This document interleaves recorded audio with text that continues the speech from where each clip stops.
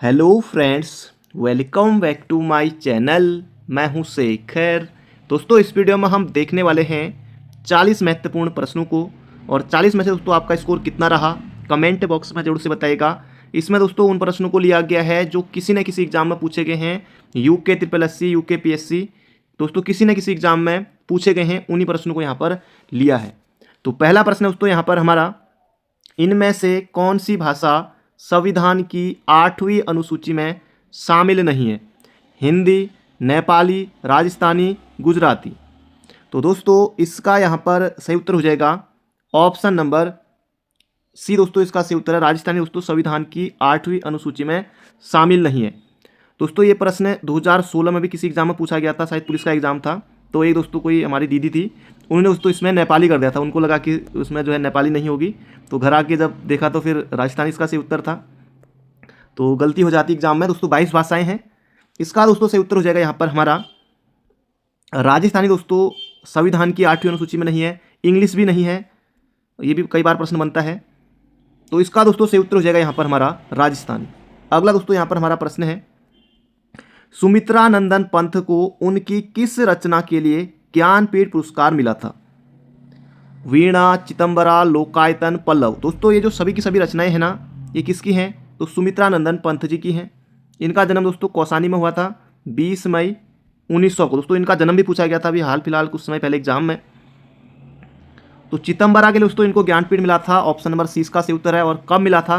दोस्तों ये मिला था 1968 में। 1968 में। तो इसका दोस्तों सही उत्तर हो जाएगा यहाँ पर हमारा 1968 में इनको चिदंबरा के लिए ज्ञानपीठ पुरस्कार मिला था। अगला दोस्तों प्रश्न है, अपना उल्लू सीधा करना। अब दोस्तों ये कुमाऊनी में भी मिल सकता है इसका, जैसे जैसे दोस्तों आयोग ट्रांसलेट करके आजकल दे रहा है। तो ये दोस्तों पहले पूछा गया था किसी एग्जाम में। अपना उल्लू सीधा करना मुहावरे का अर्थ है अपना मतलब निकालना, कार्य पूरा हो जाना, दूसरे से कार्य करवाना, या फिर अपना कार्य पूरा करना। तो अपना उल्लू सीधा करना, दोस्तों इसका सही उत्तर हो जाएगा अपना मतलब निकालना। तो इसका दोस्तों सही उत्तर हो जाएगा यहाँ पर हमारा ऑप्शन नंबर ए, अपना मतलब निकालना, यानी कि अपना उल्लू सीधा करना। अगला दोस्तों प्रश्न है, लोकोक्ति यहाँ पर पूछी गई है, एक तवे की रोटी क्या छोटी क्या मोटी? लोकोक्ति का अर्थ है तवे की रोटी, सभी एक समान, सभी श्रेष्ठ, या फिर रोटी के प्रकार। एक तवे की रोटी क्या छोटी क्या मोटी? तो दोस्तों इसका सही उत्तर हो जाएगा सभी एक समान। अब दोस्तों जैसे है ना कि कमाई जो है ना दोस्तों, कमाई का साइज छोटा बड़ा हो सकता है, पर सबके घर में दोस्तों रोटी का साइज लगभग सेम ही होता है ना। क्या बात दोस्तों, बढ़िया बात है ना। तो एक तवे की रोटी क्या छोटी क्या मोटी, यानी कि सभी एक समान। तो ऑप्शन नंबर दोस्तों इसका सही उत्तर हो जाएगा बिल्कुल सही उत्तर, सभी एक समान। इससे दोस्तों ये जो कमाई का साइज दोस्तों मैंने कहीं ना कहीं देखा था, सुना था। अगला दोस्तों प्रश्न है, निम्नलिखित में से कौन सी बोली उत्तराखंड की नहीं है? अगला प्रश्न बिल्कुल आसान है। गढ़वाली है, कुमाऊनी है, बिल्कुल है, जौनसारी भी है। भोजपुरी दोस्तों ये बिहार की है, बिहार की है दोस्तों भोजपुरी। तो ऑप्शन नंबर सी इसका सही उत्तर हो जाएगा मैथिली, मगही और भोजपुरी। दोस्तों ये बिहार की बोली है। अगला दोस्तों प्रश्न है, साधु शब्द का स्त्रीलिंग है। साधु शब्द का स्त्रीलिंग दोस्तों यहाँ पर आपको बताना। अब साधु का दोस्तों भक्ति तो नहीं करेंगे ना, पुजारी का पुजारिन, सन्यासी का सन्यासी सन्यासिनी, साधु का दोस्तों हो जाएगा साध्वी। बिल्कुल आसान है, कोई दिक्कत नहीं होने वाली। अगला प्रश्न है,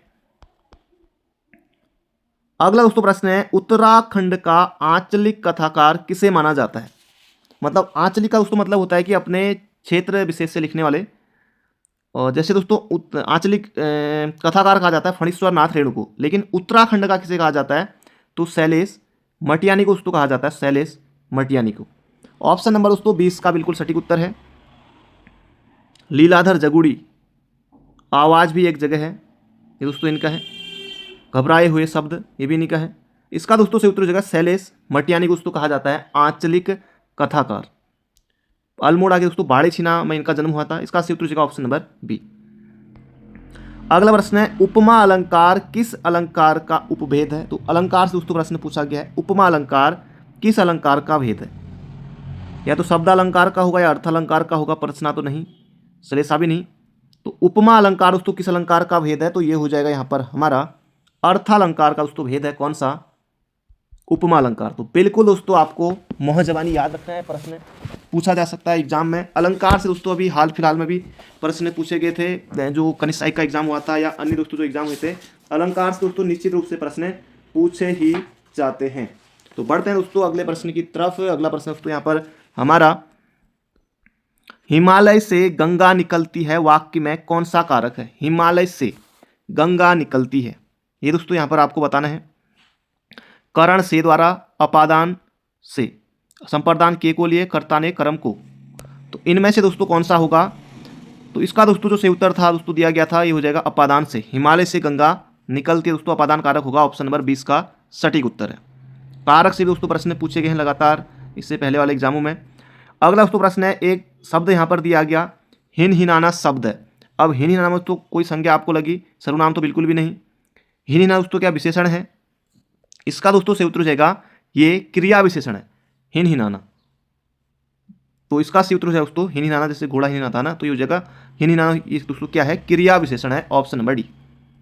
अगला यहाँ पर हमारा प्रश्न है, योगाभ्यास में कौन सी संधि है? योग धन अभ्यास, तो ये बनेगी हमारी दीर्घ संधि, ऑप्शन नंबर ए, कोई दिक्कत नहीं होगी। दीर्घ संधि दोस्तों इसका बिल्कुल सही उत्तर है। स्वर संधि, व्यंजन संधि, विसर्ग संधि, हालांकि दोस्तों व्यंजन संधि विसर्ग संधि सिलेबस में नहीं है, लेकिन प्रश्न यहां से भी पूछा जाता है। अगला दोस्तों प्रश्न है, किस शब्द की वर्तनी जो है शुद्ध है? उज्ज्वल, कई बार पूछा गया है, आपका भविष्य उज्ज्वल हो, तो उज्ज्वल तो गलत हो गया यहाँ पर ये शब्द सही लिख दिया। पारिवारिक दोस्तों नहीं होता है, पारिवारिक होता है, पारिवारिक होता है, तो ये यहाँ पर ये शुद्ध हो गया है। नीरस दोस्तों नी बड़ी हो जाएगी, ये गलत हो जाएगा। अतिथि दोस्तों बिल्कुल सही है, अतिथि महोदय। अतिथि दोस्तों यहाँ पर हमारा बिल्कुल सही है, जिसके आने की तिथि निश्चित न हो उसे ही कहते हैं अतिथि, ये हो जाए दोस्तों हमारा ऑप्शन नंबर डी। अगला दोस्तों यहाँ पर हमारा प्रश्न है, शीरीष के फूल किसकी रचना है? ये दोस्तों यहाँ पर पूछा गया है, तो इसका दोस्तों से उत्तर हो जाएगा हजारी प्रसाद द्विवेदी। बिल्कुल आपको याद रखना है। निर्मला, गबन, गोदान दोस्तों किसकी रचना है? प्रेमचंद की है। इसके अलावा महादेवी वर्मा को दोस्तों ज्ञानपीठ दिया गया था, कब? 1982 में। निहार, रश्मि, नीरजा, सांधी की दोस्तों किसकी रचनाएं हैं? ये महादेवी वर्मा की हैं। कामायनी दोस्तों जयशंकर प्रसाद का है, अभी प्रश्न दोस्तों पूछा गया था किसी एग्जाम में कुछ समय पहले। इसका दोस्तों सही उत्तर हो जाएगा शीरीष के फूल हजारी प्रसाद द्विवेदी। अगला दोस्तों प्रश्न है, निम्नलिखित में से आसमान शब्द का पर्यायवाची है? आसमान का दोस्तों पर्यायवाची बताना है।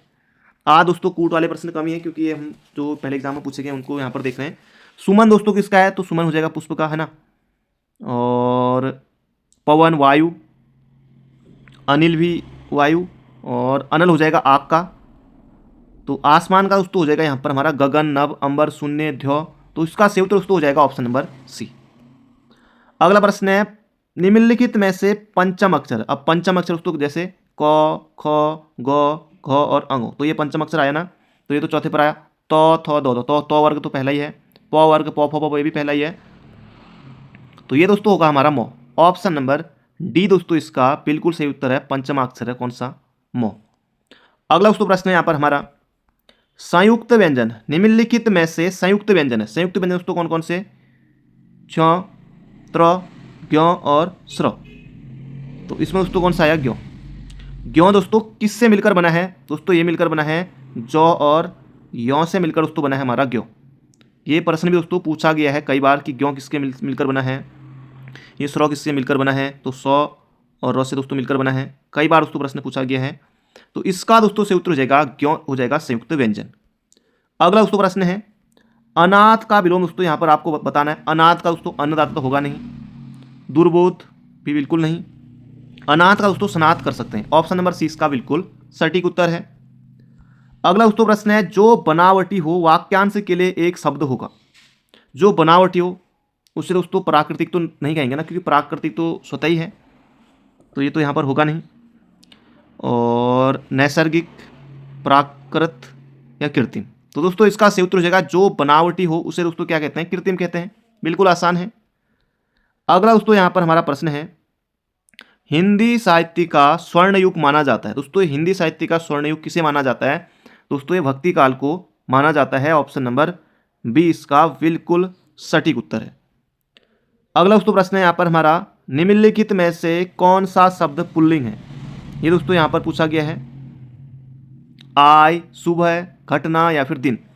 दोस्तों दिन हो गया है, घटना घटी है, सुबह हो गई है, उसकी आय कितनी है या मेरी आय कितनी है, तो ये दोस्तों हो जाएगा यहाँ पर हमारा दिन जो है पुल्लिंग है।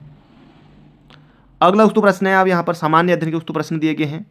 नैनीताल की खोज किस ब्रिटिश यात्री ने की? दोस्तों पहले तक इस तरह के प्रश्न पूछे जाते थे, तो बिल्कुल दोस्तों आसान है, पी बैरन इसका सही उत्तर हो जाएगा। अब नैनीताल की खोज दोस्तों जैसे होती है ना कि प्रश्न आता है कि भारत की खोज। अब भारत दोस्तों आपको बताया कि पहले से ही था, मतलब भारत आने की दोस्तों समुद्री मार्ग की खोज की थी वास्को डी गामा ने, ये नहीं कि भारत की खोज की थी, तो ये तो गलत ही लगता है मुझे।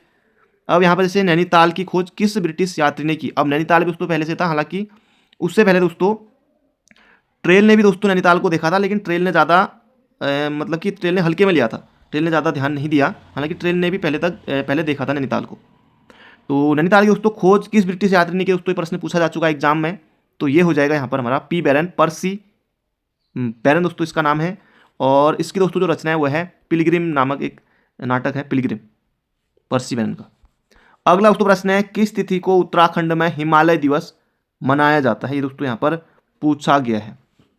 तो 9 सितंबर को दोस्तों मनाया जाता है कौन सा दिवस? हिमालय दिवस। ऑप्शन नंबर ए इसका बिल्कुल सही उत्तर है। अगला दोस्तों प्रश्न है, गुप्तों द्वारा जारी किए गए चांदी के सिक्कों को क्या कहा जाता था? दोस्तों ये हो जाएगा रूपका, ऑप्शन नंबर ए। अगला दोस्तों प्रश्न है, कंपाइलर एक ऐसा सॉफ्टवेयर होता है जो परिवर्तित करता है, तो इसका दोस्तों सही उत्तर हो जाएगा उच्च स्तरीय भाषा को मशीनी भाषा में। दोस्तों कंपाइलर एक ऐसा सॉफ्टवेयर होता है जो परिवर्तित करता है उच्च स्तरीय भाषा को मशीनी भाषा में। अगला दोस्तों प्रश्न है, राष्ट्रीय ग्रामीण विकास एवं पंचायती राज संस्थान कहाँ स्थित है? दोस्तों ये हैदराबाद में है, कई बार पूछा जा चुका है प्रश्न, तो इसका सही उत्तर हो जाएगा दोस्तों हैदराबाद। धनबाद दोस्तों कहाँ पर है? झारखंड में है। अगला दोस्तों प्रश्न है, सैम मुखेम मंदिर है, मंदिर दोस्तों इसके अलावा मेलों से भी दोस्तों बहुत सारे प्रश्न बनते हैं, मंदिर से बहुत सारे प्रश्न बनते हैं एग्जाम में। सैम मुखेम मंदिर दोस्तों किसका है? तो नागराजा का है। ऑप्शन नंबर डी इसका सही उत्तर है दोस्तों, कहाँ पर है? टिहरी में है सैम मुखेम नागराजा मंदिर। अगला दोस्तों प्रश्न है, विवेकानंद पर्वतीय कृषि अनुसंधान केंद्र की स्थापना निम्न में से किसने की थी? पहली बात दोस्तों, ये जो विवेकानंद कृषि अनुसंधान संस्थान दोस्तों ये कहाँ पर है? तो अल्मोड़ा में है, अल्मोड़ा में है। इसकी दोस्तों स्थापना हुई थी 1924 में, और इसे दोस्तों ये पहले पश्चिम बंगाल में था, कोलकाता में था, तो वहाँ से इसको 1936 में लाया गया अल्मोड़ा में। इसकी स्थापना दोस्तों की थी किसने? डॉक्टर बोसी सेन के द्वारा दोस्तों की गई थी, डॉक्टर बोसी सेन के द्वारा की गई थी। ये आपको याद रखना, ऑप्शन नंबर सी इसका बिल्कुल सही उत्तर है। अगला दोस्तों प्रश्न है, कौन कुमाऊनी लेखक नहीं है, कौन कुमाऊनी गायक नहीं है? एक गढ़वाली दे देगा वहाँ पर। अभी दोस्तों हाल ही में कनिष्ठ में प्रश्न पूछा गया था, कौन कुमाऊनी लेखक नहीं है? ऐसे भी दोस्तों प्रश्न आयोग पूछ लेता है। तो लीलाधर जगुड़ी दोस्तों साफ साफ यहाँ पर हमको दिखाई दे रहा है दोस्तों, लीलाधर जगुड़ी कहाँ के? दोस्तों टिहरी के निवासी हैं, टिहरी के निवासी, 1944 में इनका जन्म हुआ था। शिवदत्त सती, गौरीदत्त पांडे, कुमानी पंथ का जन्म दोस्तों काशीपुर में हुआ था। तो इसका दोस्तों सही उत्तर हो जाएगा लीलाधर जगुड़ी दोस्तों, Leeladhar Jaguri. Option number D इसका बिल्कुल सटीक उत्तर है, ये कुमाऊनी नहीं है, ये हैं दोस्तों कहाँ के? टिहरी जनपद के। अगला दोस्तों प्रश्न है, सूचना का अधिकार अधिनियम पारित किया गया, कब दोस्तों पारित किया गया? दोस्तों बिल्कुल आसान प्रश्न है, तो 2005 में आरटीई सूचना का अधिकार अधिनियम।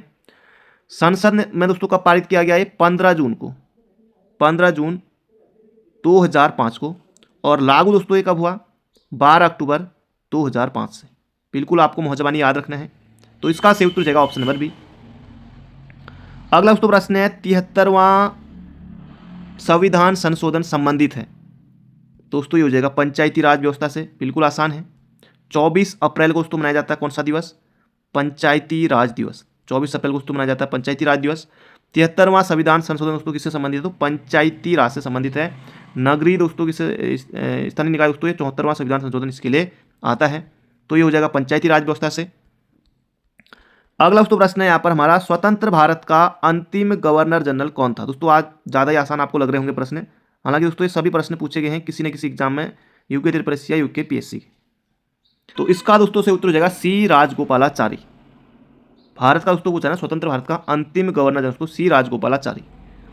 अगला दोस्तों यहाँ पर हमारा प्रश्न है, किस ताल को भाई बहन का ताल भी कहा जाता है? दोस्तों ये कहा जाता है कि इसको महासर ताल। दोस्तों कहाँ पर है? टिहरी में है। यम ताल दोस्तों सदैव बर्फ से ढका रहता है। सिद्ध ताल, नरसिंह ताल दोस्तों कहाँ पर है? चमोली में है। और सदैव दोस्तों बर्फ से ढका रहता है कौन सा ताल? यम ताल है।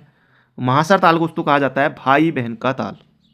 अगला प्रश्न है, राष्ट्रपति द्वारा राज्यसभा के लिए कितने सदस्य नामित किए जाते हैं? बिल्कुल दोस्तों आसान प्रश्न है, 12 सदस्य। और आज दोस्तों 40 में से आपके कम से कम 35 प्लस सही होने चाहिए, क्योंकि आज ज़्यादा मुश्किल प्रश्न नहीं है। तो 12 दोस्तों इसका सही उत्तर हो जाएगा। अगला दोस्तों प्रश्न है, अकबरनामा किसकी रचना है? दोस्तों बिल्कुल आसान प्रश्न है, अकबरनामा हो जाएगा अबुल फजल की रचना है। अगला दोस्तों प्रश्न है, कौन सा समूह इनपुट डिवाइस से संबंधित है? इनपुट से दोस्तों प्रिंटर, आउटपुट हो गया, माउस, जबकि माउस और कीबोर्ड ये दोस्तों हमारे कौन से हैं? तो इनपुट डिवाइस में है। माउस कीबोर्ड तो सब में ही है। प्लॉटर ये भी दोस्तों आउटपुट हो जाएगा। मॉनिटर ये हट जाएगा यहाँ से दोस्तों, ये भी ऑप्शन पे हटा देंगे इसको भी। माउस, कीबोर्ड और स्कैनर दोस्तों ये हो जाएंगे input device, option number B. अगला दोस्तों प्रश्न है, संविधान सभा में प्रारूप समिति के अध्यक्ष कौन थे? दोस्तों बिल्कुल आसान प्रश्न है, BR Ambedkar. Option number C दोस्तों इसका सही उत्तर हो जाएगा। प्रारूप समिति के अध्यक्ष दोस्तों कौन थे? डॉक्टर भीमराव अंबेडकर। अगला दोस्तों प्रश्न है, टीटागढ़, अमलाई और नेपानगर किस क्षेत्र के लिए जाने जाते हैं? दोस्तों ये कागज उद्योग के लिए जाने जाते हैं दोस्तों। ऑप्शन नंबर ए इसका बिल्कुल सटीक उत्तर हो जाएगा, ये MP में है। अगला दोस्तों प्रश्न है, डंडेली वाइल्ड लाइफ सेंचुरी कहाँ स्थित है? दोस्तों एक प्रश्न पूछा गया है कि डंडेली वाइल्ड लाइफ सेंचुरी कहाँ पर स्थित है? दोस्तों ये हो जाएगा कहाँ पर स्थित है? तो ये कर्नाटक में स्थित है। 1 नंबर के लिए इसका सही उत्तर हो जाएगा Dandeli wild life sanctuary Karnataka में। अगला दोस्तों प्रश्न है, सोम प्रकाश नामक अखबार किसने प्रारंभ किया? दोस्तों बिल्कुल आसान प्रश्न है, ईश्वर चंद्र विद्यासागर। इसका सही उत्तर हो जाएगा सोम प्रकाश नामक अखबार विद्यासागर। तो बिल्कुल आपको मोहजबानी याद रखना है। अगला दोस्तों प्रश्न है, URL का पूरा नाम? दोस्तों ये प्रश्न पूछा गया है, बिल्कुल है यूनिफॉर्म के बाद uniform uniform resource locator. Option number दोस्तों इसका सही उत्तर हो जाएगा URL का दोस्तों पूरा नाम क्या है? Uniform resource locator. Option number दोस्तों सी इसका बिल्कुल सटीक उत्तर होगा। अगला दोस्तों प्रश्न है, जौनपुर शहर किसके द्वारा बसाया गया था? ये आपको कमेंट बॉक्स में बताना है। आखिरी प्रश्न है हमारा, बाकी दोस्तों कल को मिलेंगे बहुत जल्दी एक नई वीडियो में। अकबर, जलालुद्दीन, फिरोज शाह तुगलक या फिर इनमें से कोई नहीं? पहले तो दोस्तों ऐसे ही प्रश्न पूछे जाते थे, अब दोस्तों अच्छे लेवल के प्रश्न बन रहे हैं। बाकी दोस्तों अभी तो हम प्रीवियस ईयर देख रहे हैं, बाकी नए तरीके के प्रश्न, पुराने प्रश्न सब दोस्तों हम देखेंगे, क्योंकि कहीं ना कहीं फायदा मिलता ही मिलता है पढ़ाई का। तो इसका दोस्तों सही उत्तर आपको कमेंट बॉक्स में बताना है। बाकी मिलते हैं बहुत जल्दी एक नई वीडियो में। Thank you friend, thank you so much.